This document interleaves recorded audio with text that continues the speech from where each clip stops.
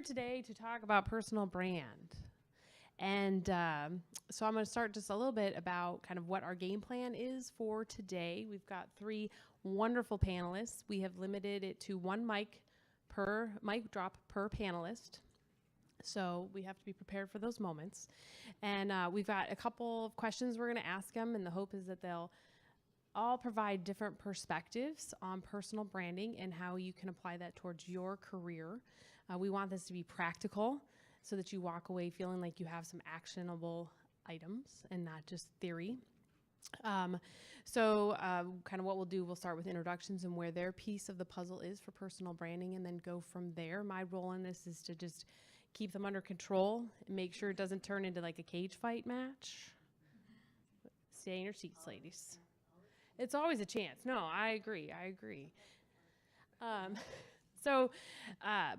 So I guess I'll give you a little bit of my background because I'm sure you guys didn't do research on any of us.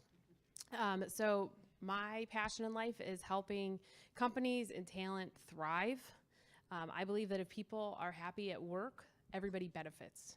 That's my utopian society that I dream of. So I get to use my passion every day at Resourceful HR. We work with companies of all sizes, taking the weight off their shoulders on the HR front so that they can do what they need to do with their talent. So I love my job, and I get to work with people of all different types. And so they asked me to be on this because we do some recruiting at Resourceful HR, and they assumed I would know something about personal branding. They may be wrong, but I can at least facilitate these people who do. So before we jump into the other panelists, I want to give a little bit of background on personal branding. I am not a fan of buzzword bingo, so I thought I would find out when did this whole concept of personal branding come to be. And it was interesting to do a little research. Bear with me. The brand, the word personal brand, that term actually was first used in 1997, which in some respects doesn't seem like it's that old, but then when you think about the social media age, it's actually 20 years. Exactly.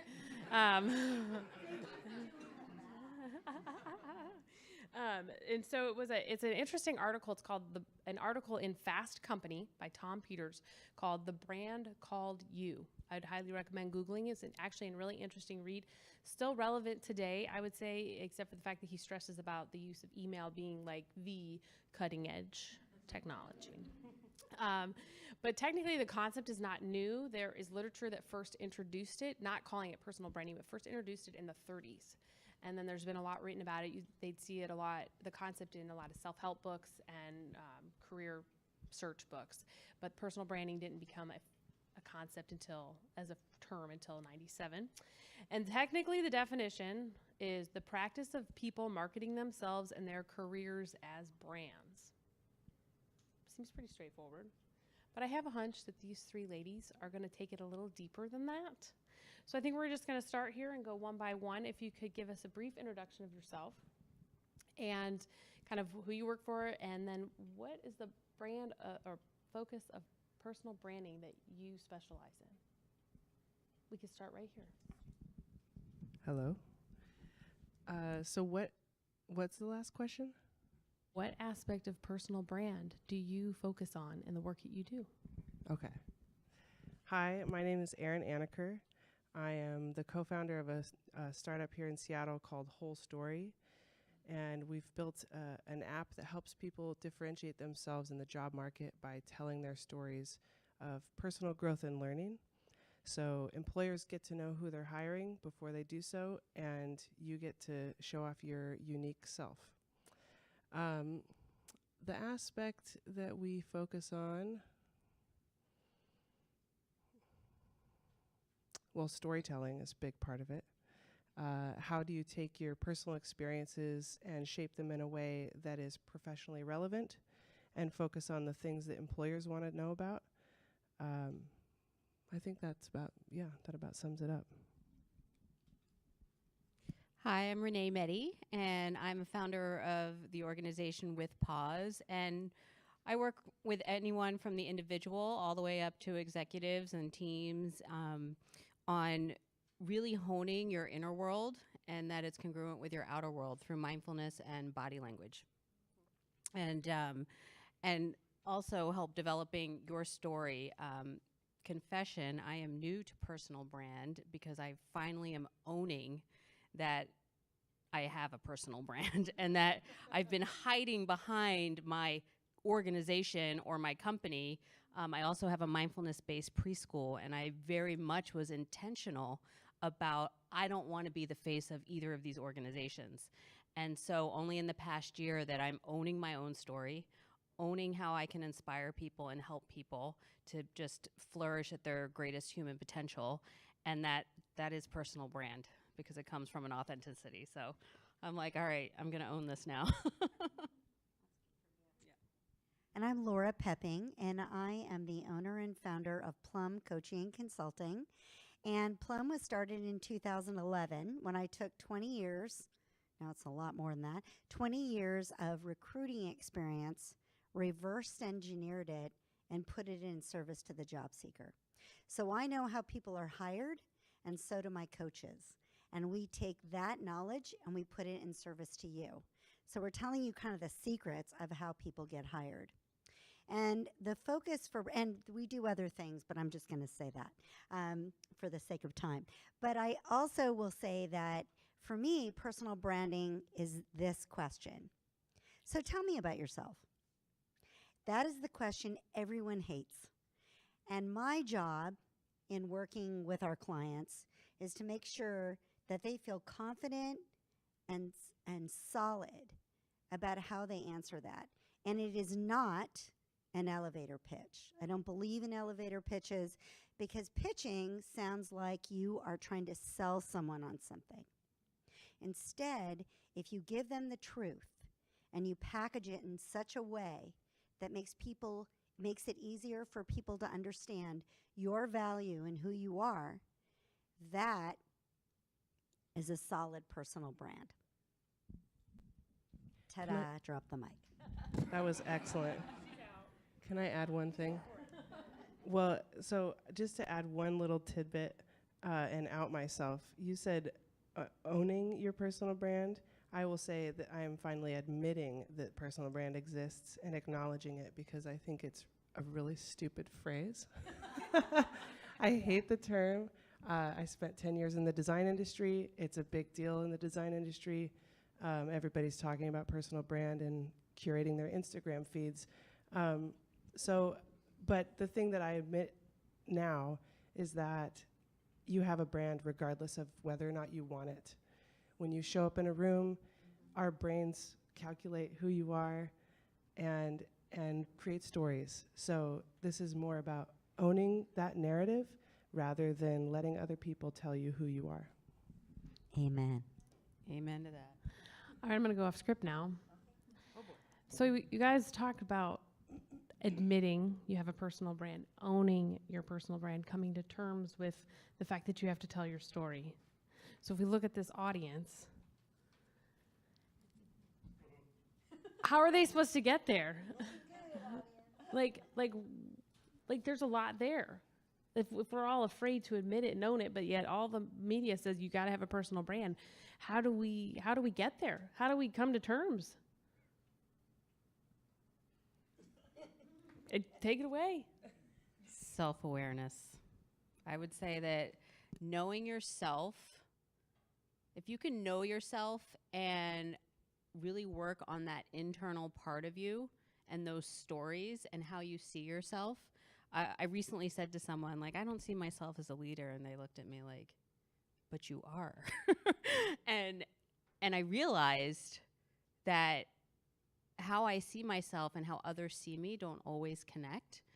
But when you can really become self-aware, you can become much more objective. So like if you're at a job and you really know you're not really great at this, but this is something that comes really natural to you.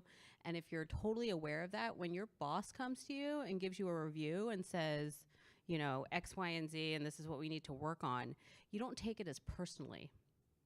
You know, and my mindfulness work also helps, you know, the practice of mindfulness and being really present to whatever is happening helps with that objectivity.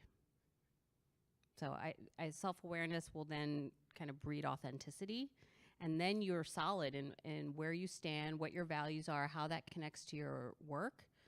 and then I think it's like smooth sailing from there. So in our practice, there's a lot of work we do before we ever do a resume or a LinkedIn profile. As a matter of fact, our clients often say to us, wow, there has to be a method to this madness, because what we say to them is there is a foundation that we need to build. And part of that foundation in building that brand in our world is understanding what the marketplace wants. So if the intention is you want to change jobs, and I'm just talking about jobs specifically, not about just personal growth. I want to be very clear, because there's a lot of personal growth stuff you can do. This is why I'm on this group, is just talking about my area of expertise. So if you go into a store and you are there for a pair of jeans, although most of us hate shopping for jeans, am I right? But if, let's say you go into a store for a pair of jeans, and the person who's a salesperson comes to you and says, oh, I've got this really great bathing suit, another item we have to shop for, I have this really great bathing suit. And you say, well, I actually wasn't here for a bathing suit. I was here for a pair of jeans. We see it very similarly in job search, in that if we know what the person sitting across from us is really needing, is really wanting, has a pain point around, can we craft a personal brand or a message that will resonate with that person? So our philosophy in religion is job search actually isn't about you at all. I hate to tell you that. Everyone thinks it's about pushing out their story. It can be about your story, but it always has to be a targeted story. And is anyone in here marketing?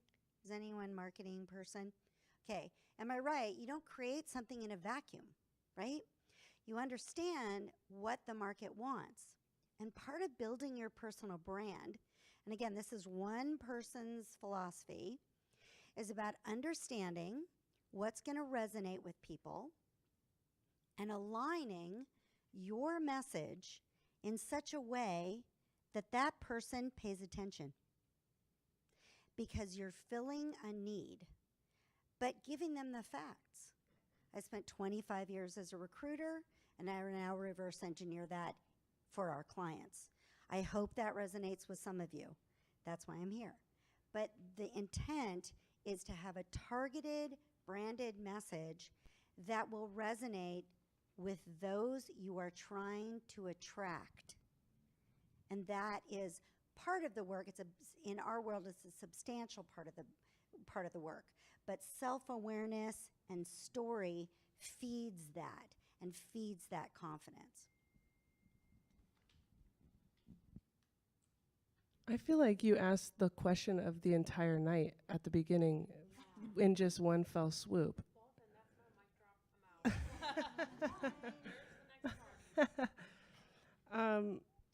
So I think there's a lot to unpack to how you get to personal brand. And I've tried to reflect and come up with a very eloquent answer. I'm not sure I have one. But I think, at least for me, it's been more about getting comfortable with who I am and what my stories are, and not yet thinking about catering or tailoring those stories to feed what other people need, but to consider who am I and who do I want to be, and how can I show that from the clothes that I wear, from the way that I speak, and align the inside and the outside, which I think still comes back to self-awareness, but that's a tough one. It is a tough one. And totally lost my train of thought. It had to do with alignment. It'll come back to me and I'll share it. Can I just add to that? You were saying, Renee, that years ago I had started my practice and it was growing really fast, and I really struggled with what I was. Was I a coach? What was I? And I went to a business consultant. I went to a business coach. That's really how she talks about herself, as a business coach. And I went to her and she said, oh, you're an entrepreneur. And I went, oh, no. No. I worked for Microsoft for 13 years. I worked for Deloitte for 6 years. I am not entrepreneurial. And she said, you know what? You've got to recognize in yourself that you are entrepreneurial, that's who you are. I'm not going to tell you that's who you are. You have to really believe that's who you are. And it took me a long time and work to get to that element that you're talking about, Erin, which is what is right for me and how do I take that, observe it, and even take input from others to get to that personal brand. Because you're right, Erin, it isn't just about, oh, what do you want? Okay, that's who I am. There is a lot more self-discovery involved in that. And I remember what I was going to say. So in what you were talking about, like interviewing, oftentimes we go into a job interview because we want to get the job. And so when I really made the shift was whether it was a job or even like now as an entrepreneur, and as my clients, you know, it's not about getting the client and getting paid. Is it the right fit for me? And is it the person that I want to work with? One, to support my brand, right? But also, is it the right fit for you? So giving answers that you think you want them to hear doesn't benefit anybody. But when you're solid in who you are and what you want, and when your values line with your work, then that's when you can really get the synergy of a really good working relationship, both, you know, if it's coach-client or organization-client or just your boss and who you're working for. So let's get down to some nitty gritty on this then. It's all great to sit in an interview, but we got to get to the interview. How do we get our personal brand out there? What do we need to do to make it known? And I apologize for going off script. Recruiters are pretty hungry. And their email boxes are always open. I would say connect with recruiters one-on-one would be a great way to start the job pursuit.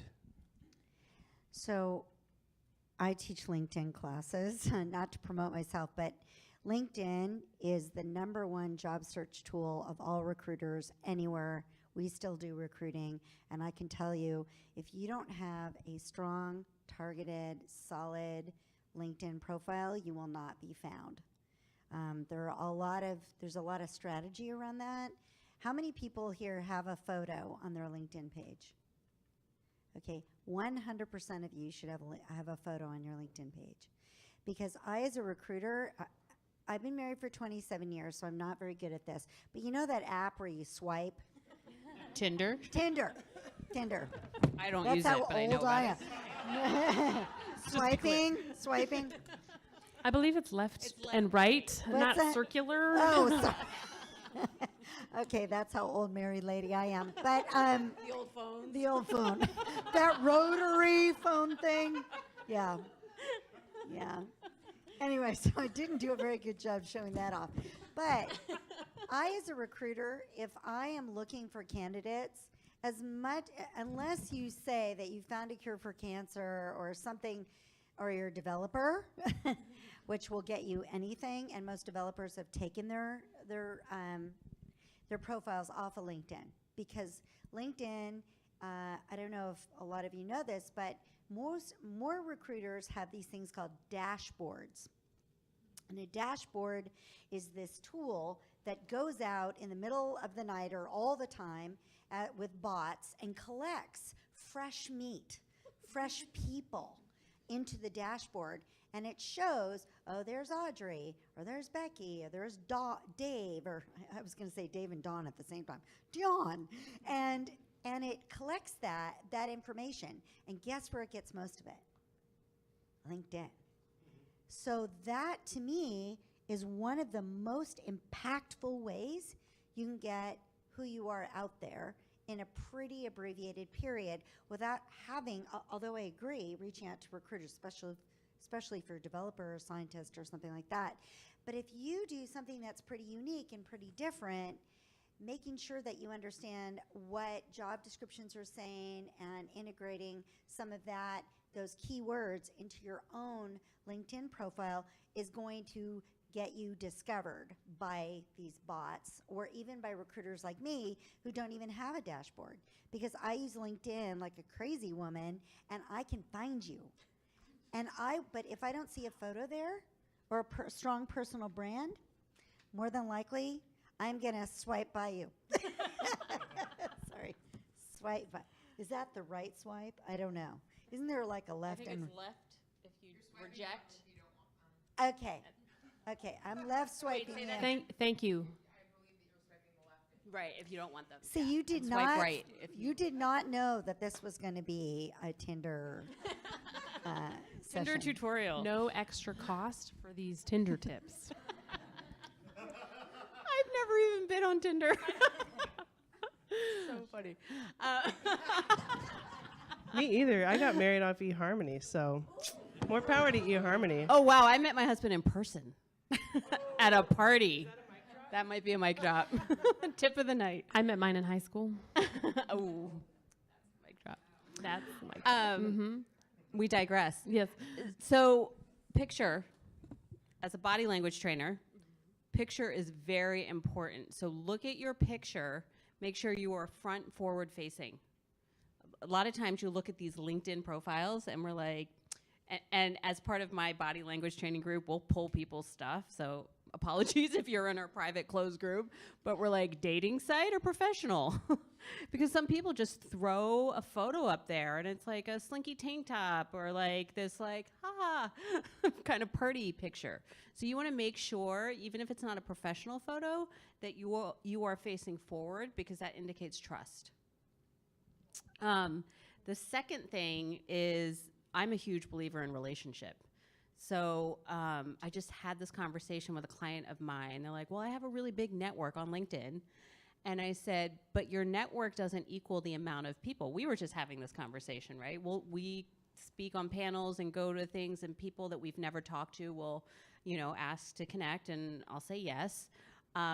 But thousands of people on your LinkedIn account, if you're not reaching out, like the offering I gave this client was reach out to 5 people a week and just check in with them, because you're not top of mind if they're, even though you're connected on whatever social media outlet or LinkedIn, you have to be top of mind. So even if it's just a quick email, like, hey, just checking to see what you're doing. And I'm a big, big believer in offering and giving instead of asking.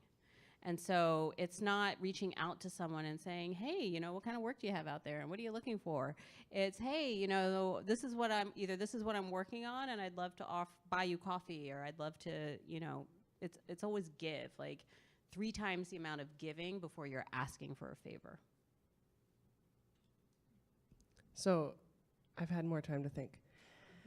I'm going to back up, because I think there are a lot of things that we can do in outreach and in social media and in putting on the more outward appearance of who we are, online especially. But the thing that makes each of us our unique selves are our experiences. And in particular, not just our work experiences and the skills that we have from those, because in today's job market, those are sort of baseline. Unless you're really super specialized, you don't stand out with your resume. You stand out with your individual life experiences, the things that you've gone through that have made you better, have made you stronger, were hard, were possibly traumatic, but you learn something from them. And that is what really makes you stand out. So when you're looking at 2 resumes, both, we'll go with the data scientist, both data scientists, how will I decide between you 2? How will I decide? Because what I need to know is whether or not you play nice with others. And where do we learn those skills? Do we learn those on the job? Or do we learn those in playing sports, in starting side projects, in raising your brothers and sisters because that was what was necessary and required of you growing up. Those are the things that really make you stand out. So before putting myself out in the world, I try to think about, again, who am I? What do I stand for? And how can I align the inside and the outside? So how do I do that? How do I get that story out when the recruiters are mining for the keywords that are related to the job, but those intangibles are what can set you apart? How do we do that? Well, come mid-December, the WholeStory app will be out. I'm kidding. But I mean, like, I'm serious. It is a, you know, is it coming to events like this and talking to people? Is it putting different types of words on LinkedIn that's a different story? Is it a different app? WholeStory maybe being it, Instagram through pictures. How do we do it? I think that's why there are so many conversations about personal branding, is that it's this, I've got this great story of who I am, but all the recruiters want to look at is the keywords. And Lora, I'm a recruiter by training, so I fully am on the same page as you, but like, you know, how do we overcome this? How do we, as all these people trying to get ourselves out there, how do we get our story out if the recruiters don't care? They do care because it makes them money. Yeah. They are hungry, for sure. So let's stick with LinkedIn. I think that not necessarily an easy exercise, but a simple exercise would be to think of one life experience that has given you something really amazing, whether it's communication, self-awareness, humility. One of my colleagues built up a multi-million-dollar business. He had a penthouse downtown, and 2008 happened and he lost everything. And he said crawling out of that is what really gave him the humility to lead. And that's a powerful statement.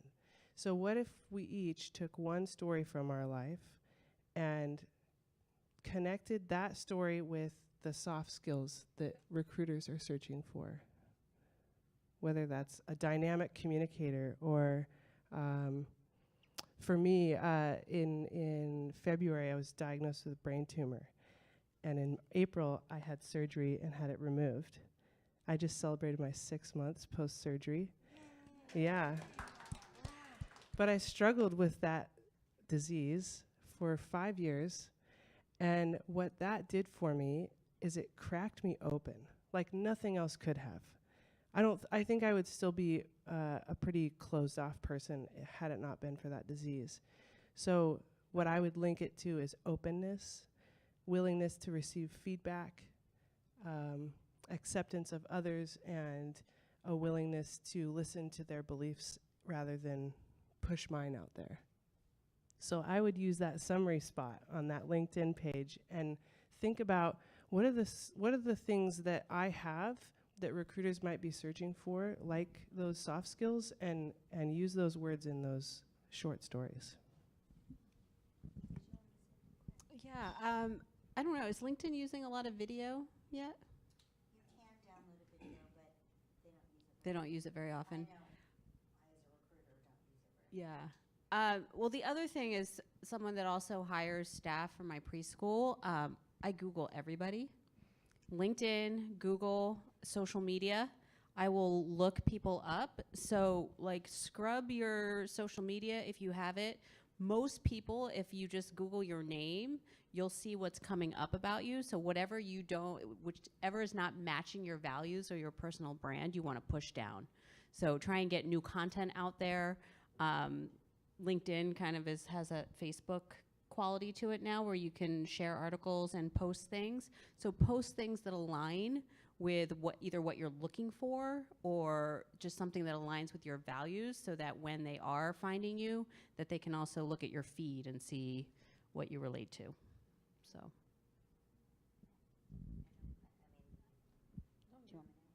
You're doing I great. feel like I'm talking too much, so I just trying to be a little bit more little bit less chatty. You're on a panel. You're supposed to yeah, be chatty. I know. We're each taking turns Trying here. to be a respectful panelist. So that is a very common question that I get of job seekers. Like, how do I get myself out there, and how does this work, and how do I build my brand, and the question I always ask them is, what are you known for? What are you known for? And most people will answer this, I don't know. So one of the best things you can do is figure out, what do you want to be known for? Like, for example, one of the things that my firm, we do HR consulting for small business. And one of the things, our focus is, we are the nicest people you will ever meet.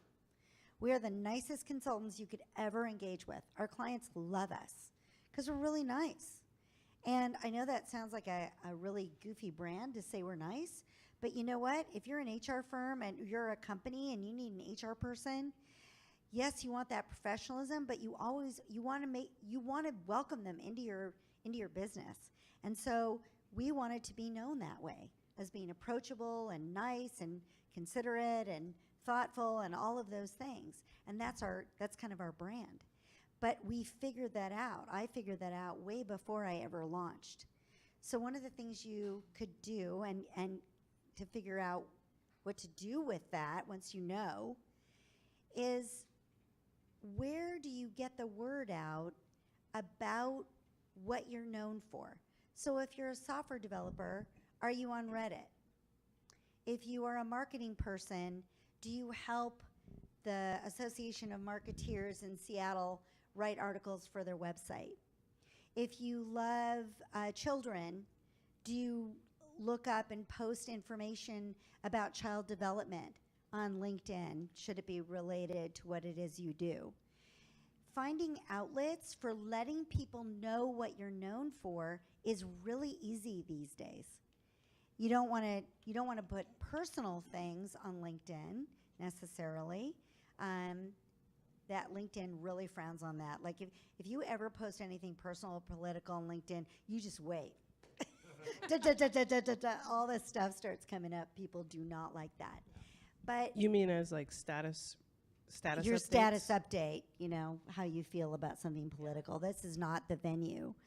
But one of the things that I always look for is look for opportunities to weigh in as an expert on job search or resumes or LinkedIn in all sorts of venues. Sometimes I will just get on LinkedIn and write something like, your resume is not your search. And then I notice that, because I have web analytics, all of a sudden my website goes up. What's your website? Your LinkedIn profile. But I want to add one more thing. There will be nothing ever that, and I hate to use the word, trumps personal relationship. Sorry. There's nothing that you can do that will be better than that personal relationship. And let me give you something that I did for 13 years. I used to commute from Seattle to Microsoft, 13 years, back and forth, across the 520 bridge. Every night that I drove home in that horrific traffic, and it's better now because you have to pay, I called somebody. I figured out every day, who do I want to touch base with? And just called them and said, hey, I'm just thinking of you, even if I just left them a message. Now, I don't want to sound like there's an ulterior motive, but I will say that most people who, if you meet someone who knows me, will say, oh yeah, Lora stayed in touch all the time. And if I go out and ask someone if they will assist me, assist a client, do something, I never have a problem getting people to respond. And that's because I work at it. And not just for business purposes, but because it makes me feel good. I like it. So. And on piggybacking on that relationship, my husband was just going through a job search and dealing with a lot of recruiters. And there's one particular recruiter that comes out of the woodwork only when she goes in and out of recruiting. And all of a sudden she needs something. She's a dog on a bone. you know. And I was saying how you have to cultivate the relationship, and making those calls is awesome, because in her situation now, all it looks like is she just wants the money to get the placement, or get the placement so she can make the money. And that's not an authentic relationship. And so that relationship building piece is really so important. There's other networking events or groups that I'm a part of where I've actually figured out that they're mad at me because I didn't refer them, yet they don't reach out at all. At any given point, it was just almost an assumption, because we're in the same cohort or we're in the same group, of course I would refer them. But you have to do the work. And that's the piece that's really important, that there's no sitting back. And there's so much noise out there, and there are so many people available. Like, everything is global now, that in order to stand out, you have to put the work in. And then when you can align your brand and who you are and what you want, offer value.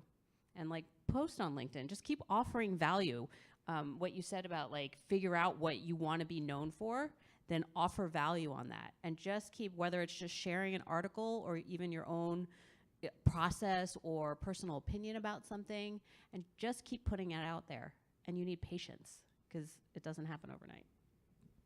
I heard something recently, it was 10 years to an overnight success, right? You don't hear the 8 years of just constant banging on doors or offering content or offering value and the phone calls every night for 10 years, and then all of a sudden, like, then you're visible, but there was all that stuff behind that nobody ever talks about.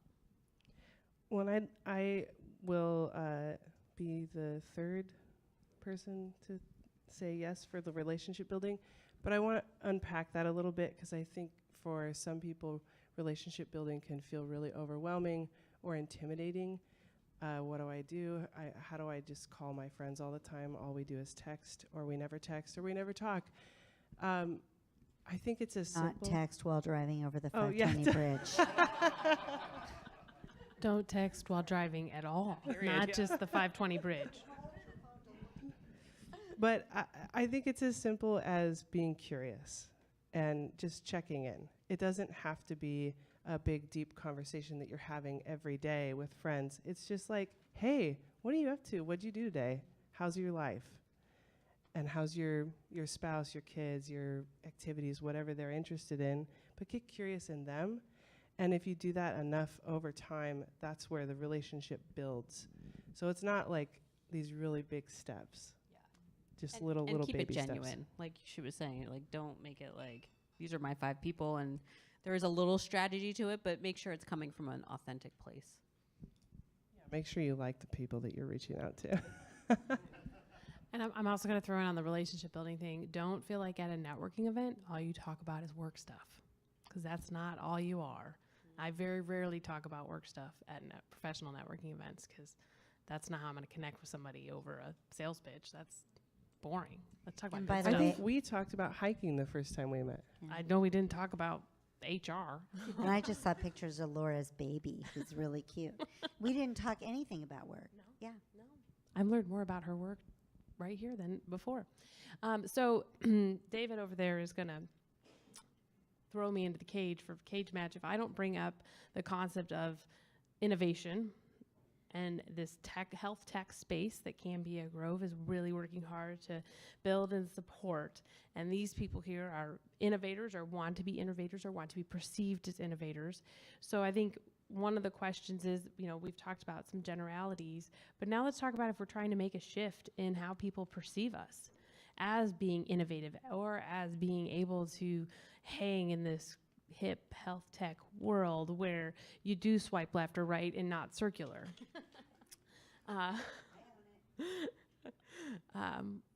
What can we do to shift a personal brand? I mean, we talk about it's got to be authentic, but we still need to shift it so that there's the perception we can hang in this world. What can we do on that front?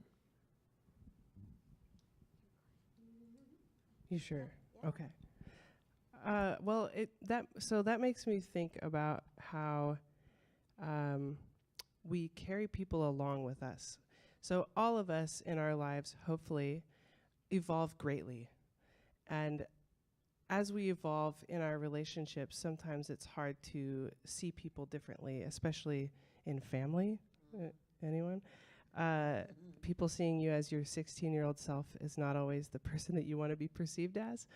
And one of the little tricks that I find really helpful is to share my process, my thinking process. I used to think that way. And then I learned about this other thing, and then I read this book, and then I met this person who totally changed my life. And now, here's what I think about that. And I think, painting the picture of where you were and where you are today, showing that process can really help people see you differently than, I used to be a web developer. I used to be a web designer. I don't want to be perceived as that anymore. And I used to resist people saying, oh, you're a designer, aren't you? And I'd say, no, I'm not that anymore. But instead, I say, yes, I am, but I'm using those tools in a different way and try and bring them along in the journey that I've been on.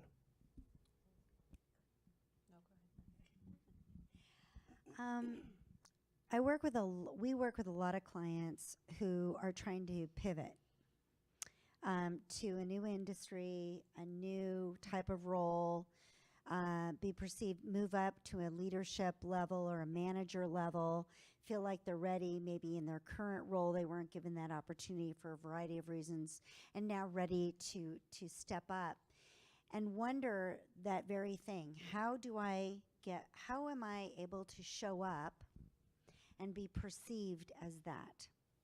And I think what's really important is you be at the ready with specific examples and information that makes it easier for the person sitting across from you to understand who you are.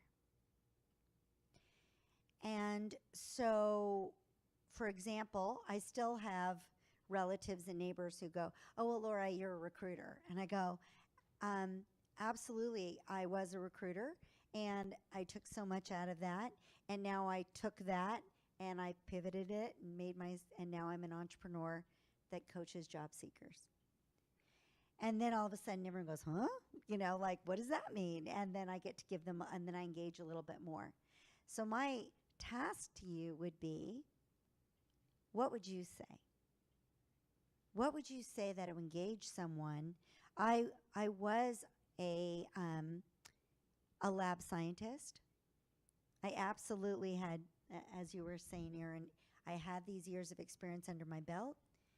And now the years of working in the lab have enabled me to now support labs in a way that who was talking to me about their job, about now being a lab? Oh, Molly. Molly was telling me, Molly, tell your story for just a second, if you don't mind.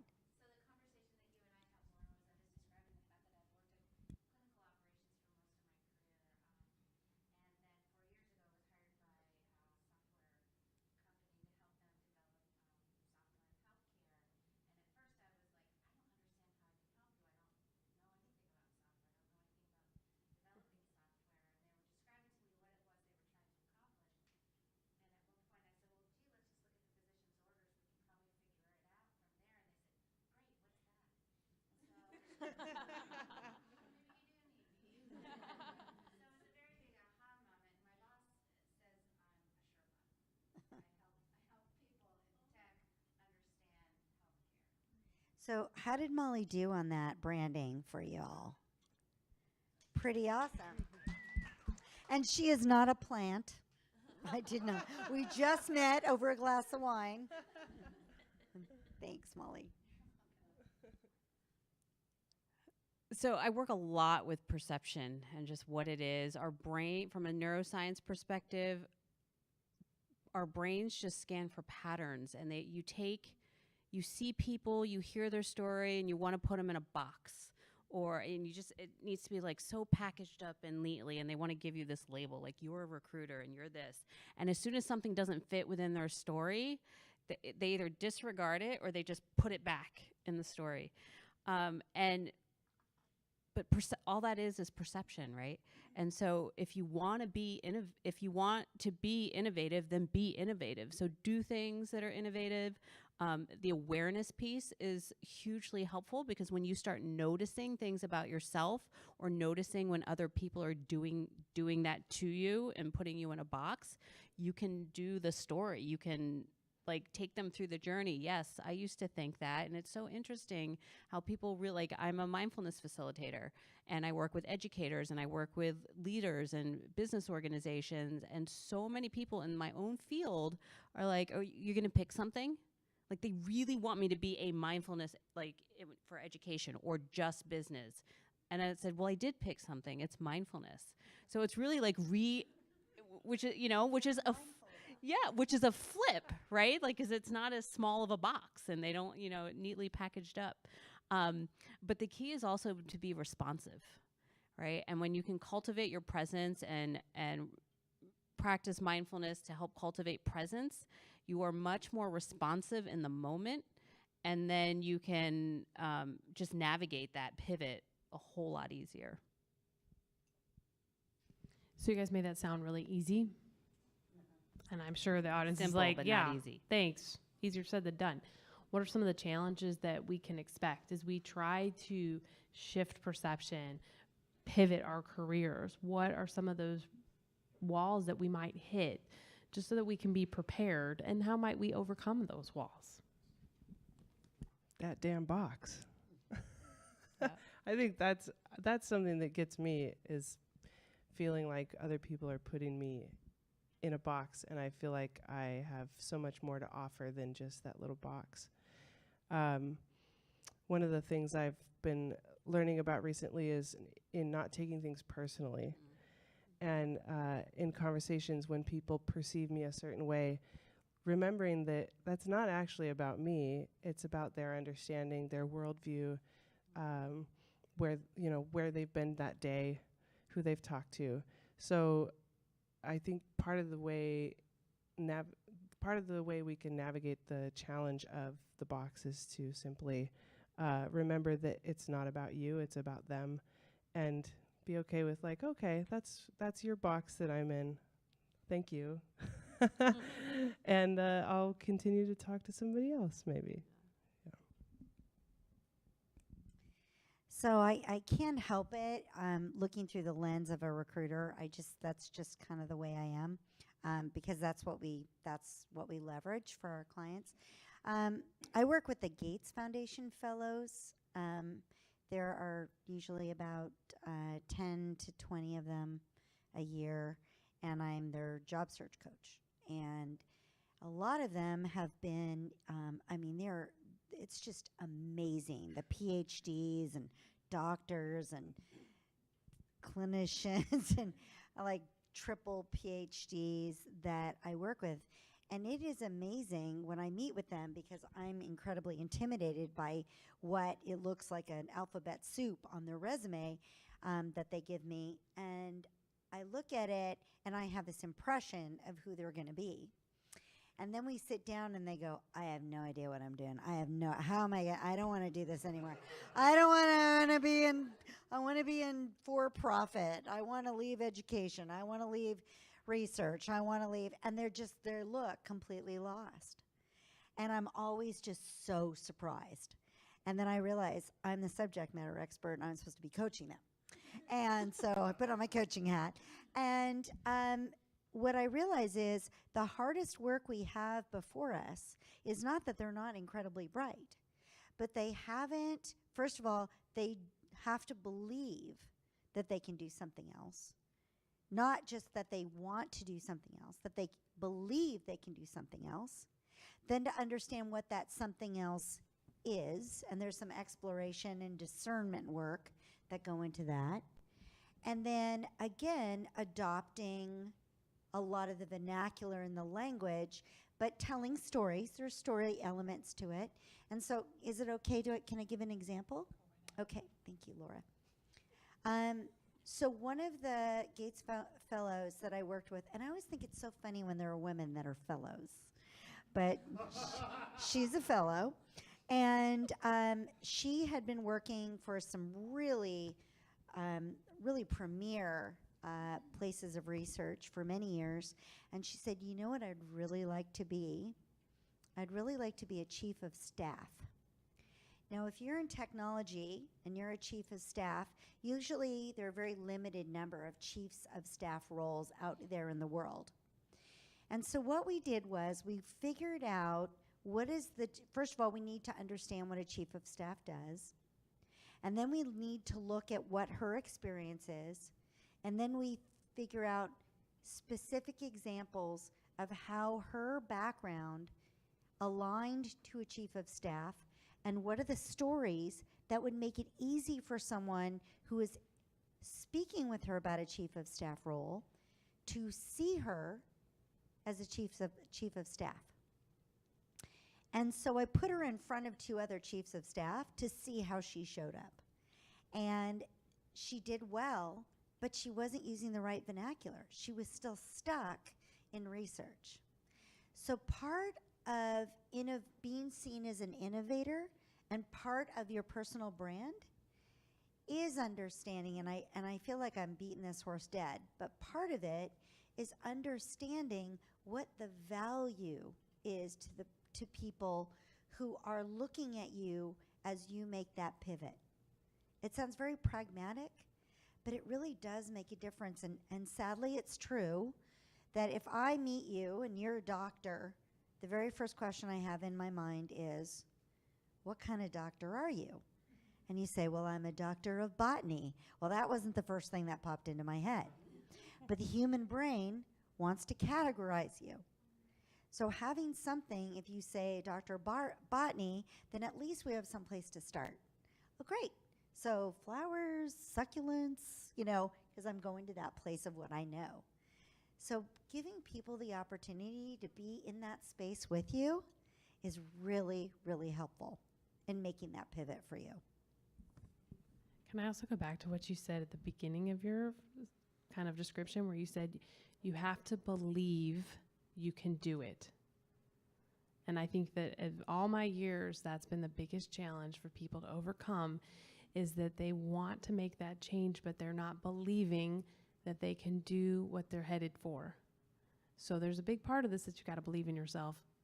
Sorry. It's just true.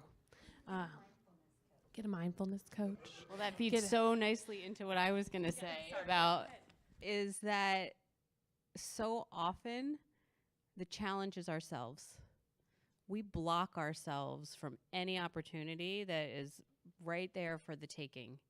And so I did some personal development stuff recently, and I went into this program thinking, okay, I'm really operating at 90%.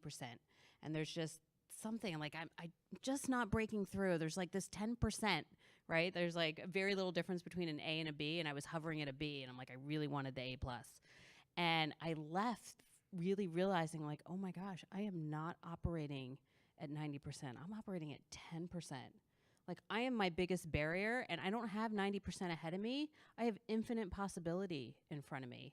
And if I could just get out of my own way, like, anything is open. And and that comes with the belief in yourself and how you see yourself. Like that example, I don't see myself as a leader, and I had to change that narrative. It's like, damn, I am a leader, And so, and that, I mean, it sounds kind of simple and it sounds kind of like odd, like, oh, if I just say I'm a leader, but man, I can't tell you what has opened up when I just made that shift. I'm like, all right, I am a leader.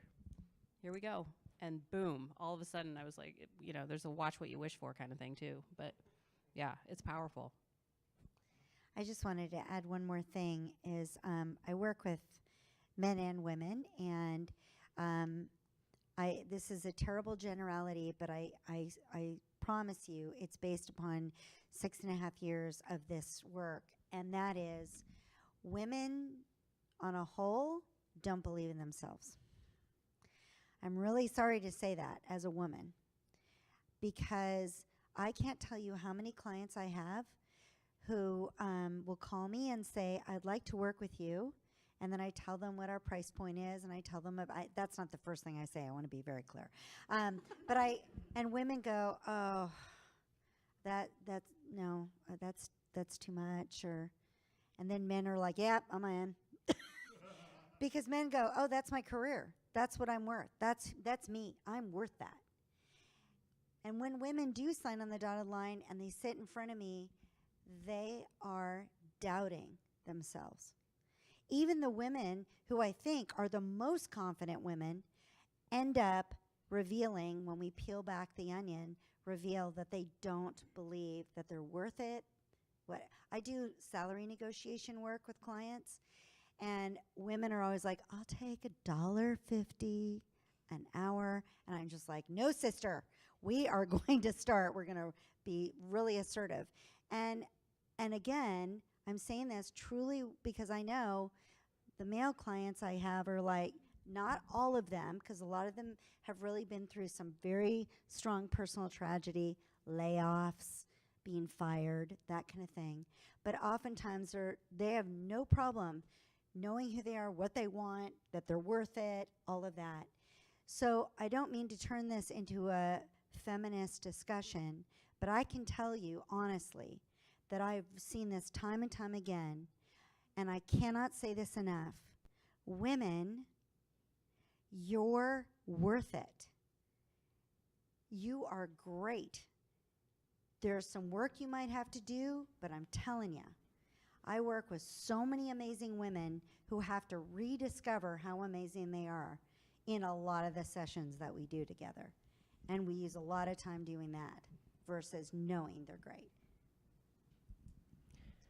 Sorry. One last little thought. I think the stories that we tell ourselves and the stories that we tell other people are perhaps our most potent tool.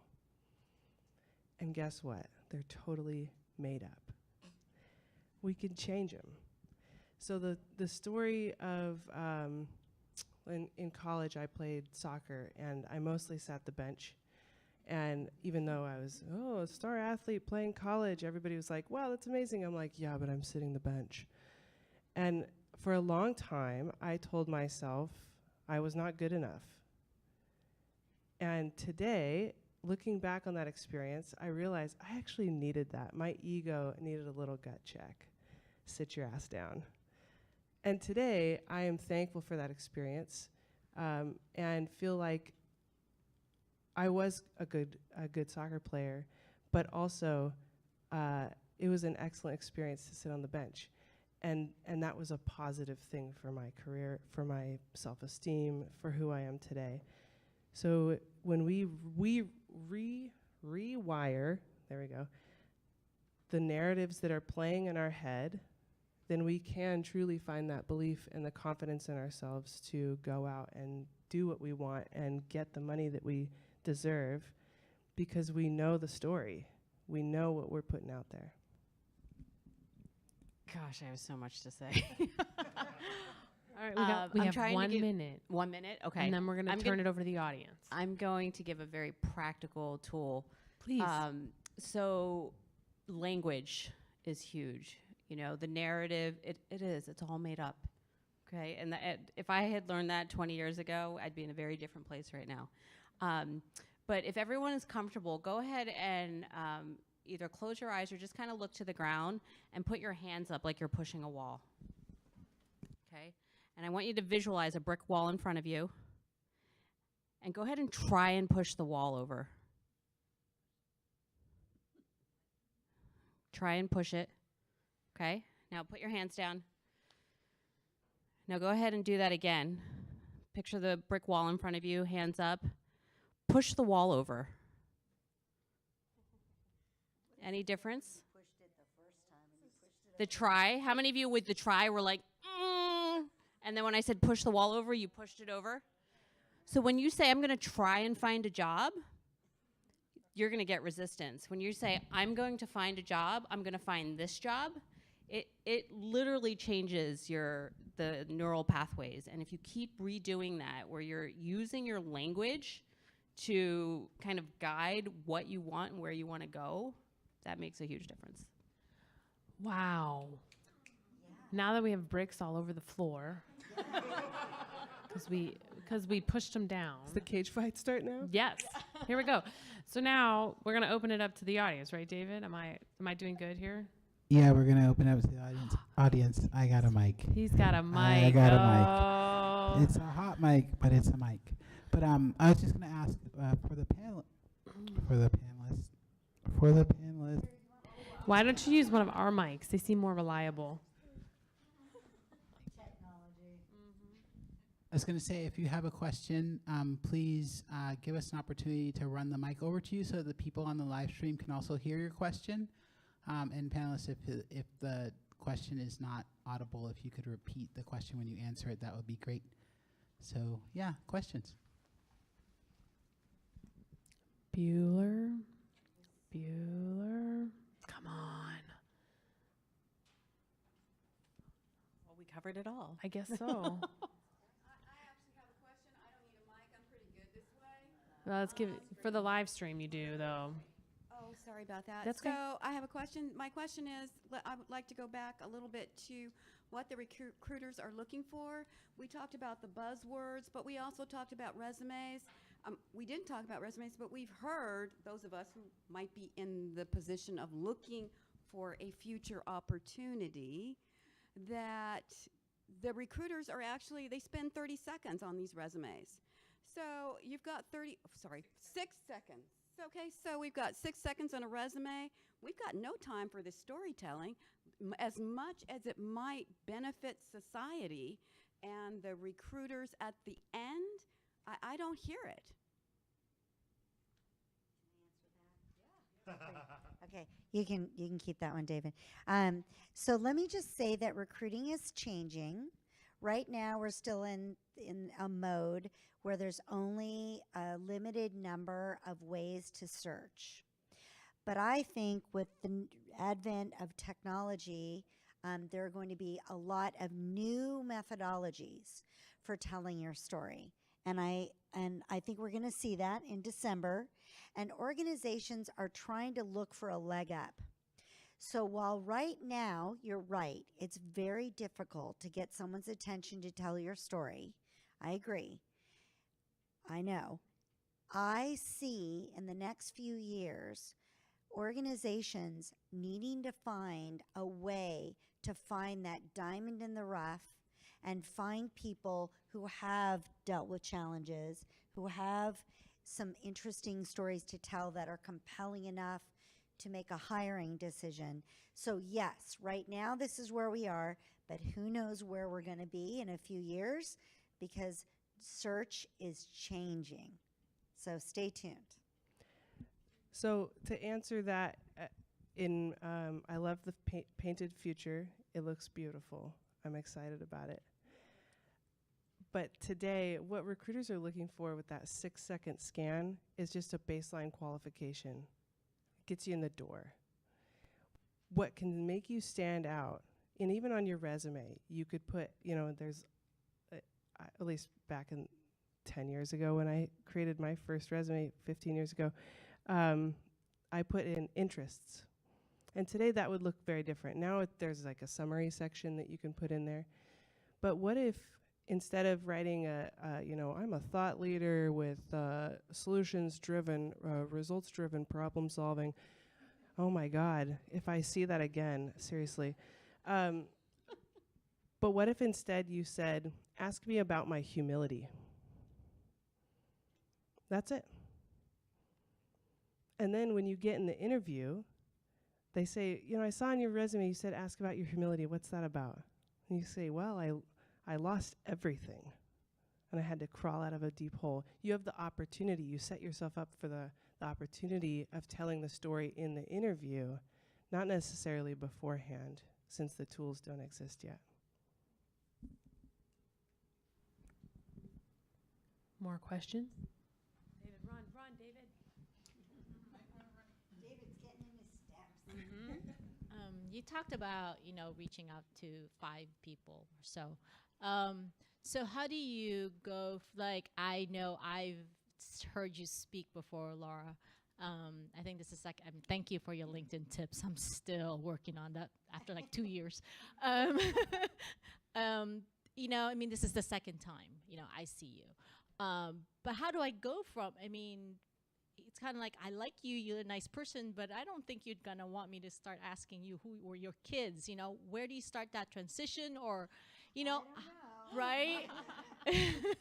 How do you go from, Careful, she wants to see pictures of your kids. I'm telling you, be careful with her. you know, I wouldn't mind, I'd like to know her. She probably told them LinkedIn at 5 years old. Right? Get your kindergarten imagery up there. So yeah, how do you kind of go? I mean, I think that's what I'm struggling with, because of knowing people, you know, where you start going from business and, you know, I work a lot of virtual teams, so that's what I've done, is create those personal relationships in order to get that, you know, hook in. But how do you kind of, you know, how do you do that, I guess? Can you ask the question again? I guess, how do you go from, you know, meeting people on these networking events on a professional level, and then how do you, you know, put them in your priorities of the 5 people you're going to reach out to? You know, how do you make that transition of starting to kind of getting to know them more? Does that make sense? I think, especially if you're meeting them in person, is really trying to find something common between the two of you. And depending on what that is, reaching out and either connecting on that, whether it's meeting up for a walk or coffee or a drink or something, just to talk further about something. But really looking at people, a lot of networking events, and a lot of people hate just networking and the word networking. And so I'm really trying not to use the word network anymore, and just it's community building, right? And just looking at people as people. And what is the common humanity between the two of us? You know, whether it's like we both have young children, or we both lived on the East Coast, or maybe it's work related.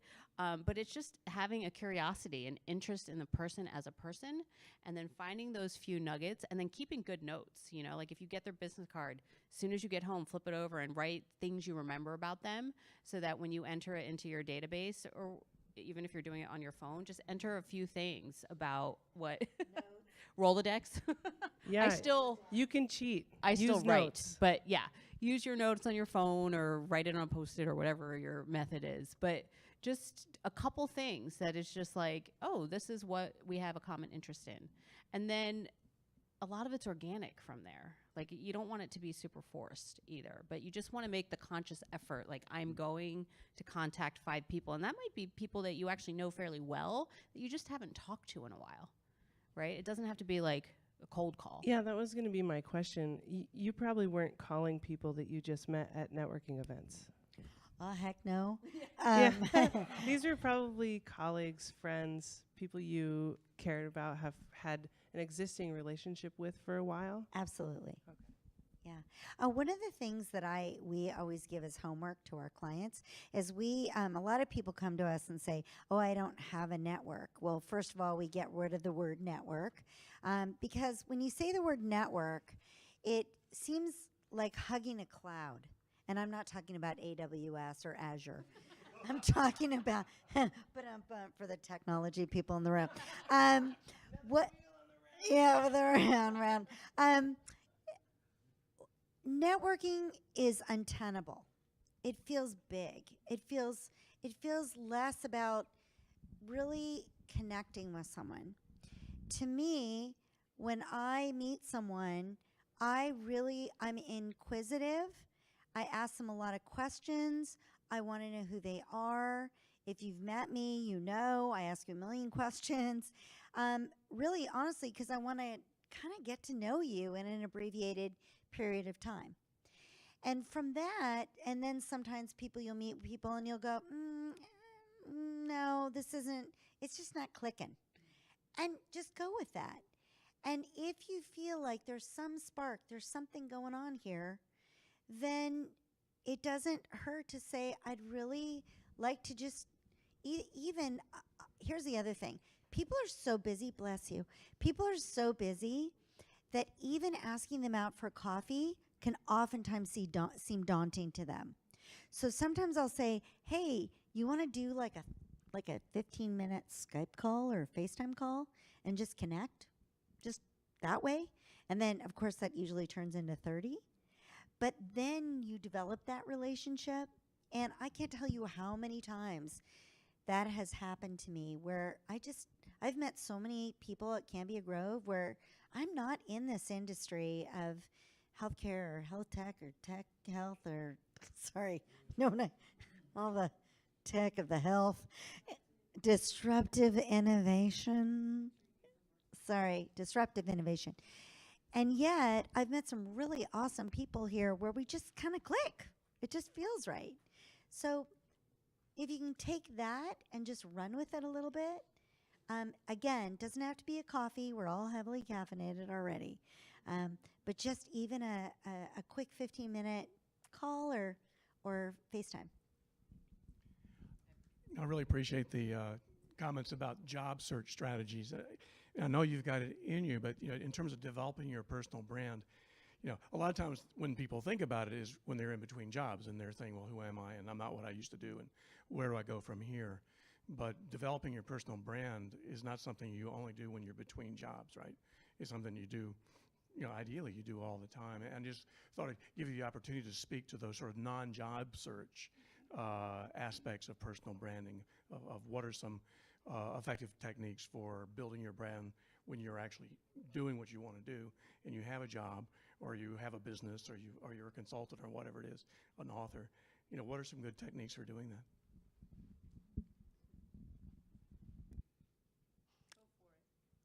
that? Well, this is so you often hear like this work-life balance, and it's like, here's work and here's my life.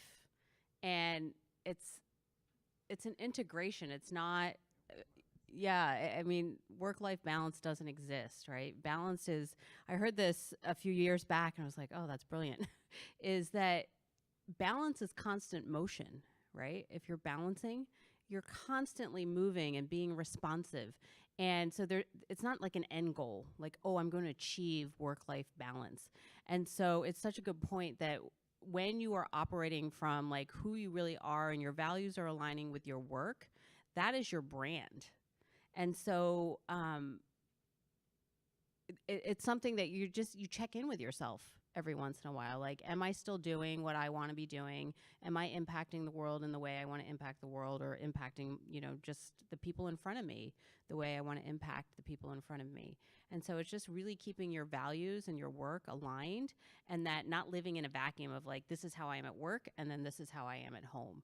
Is that you're a whole person, a whole story, that's how you show up and how you are in relationship with people, whether it's your family, your boss, your coworkers, the barista, the dry cleaner, whoever you're coming into contact with.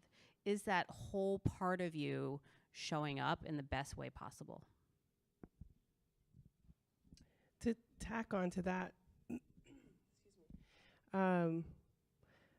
again, I think about this aligning the inside and the outside. So even when things are going really well, I'm somewhat obsessive about personal development, so I won't force that on you.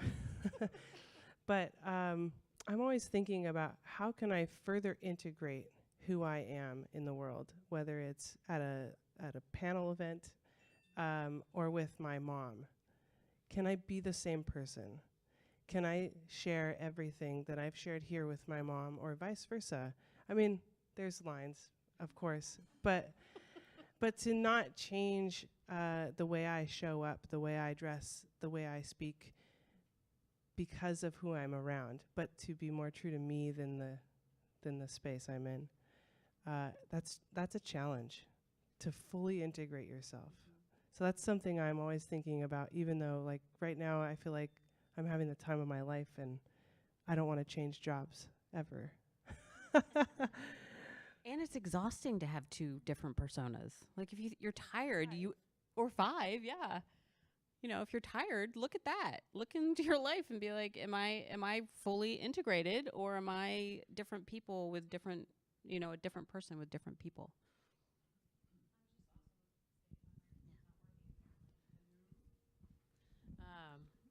Pick your head up. Everybody gets a job and then they want to do their best they can in that job. They put their head down and they ignore everything else around them. And that's where you have to change. You have to take the time to pick your head up. come to events like this just to meet some new people. Take some time to read a book that's professional development and do it on your own time, not the company's dime. Just make a commitment to yourself, but it does require picking your head up and looking around. And I think that is where people struggle with, because they think, nope, the performance review is in 3 months and I have to do X, Y, and Z in order to get up for that promotion. Well, pick your head up, look around. Who are you talking to? What books are you reading to improve yourself? I guarantee you it will improve that performance review every time. I think that's actually that's a good way to end, hopefully, because it is the end. I think so. But that's all the time we have. But I want to thank our panelists. This has been a really amazing and inspiring conversation, and also deeply insightful. And I know this series, I was excited about this series because it's investing in the people who are innovating, right? It's not just about what's your new widget. It's actually about who are the people that are going to make this happen. And so I'm really grateful to our panelists to be able to help make that happen for even more people. So thank you, everybody.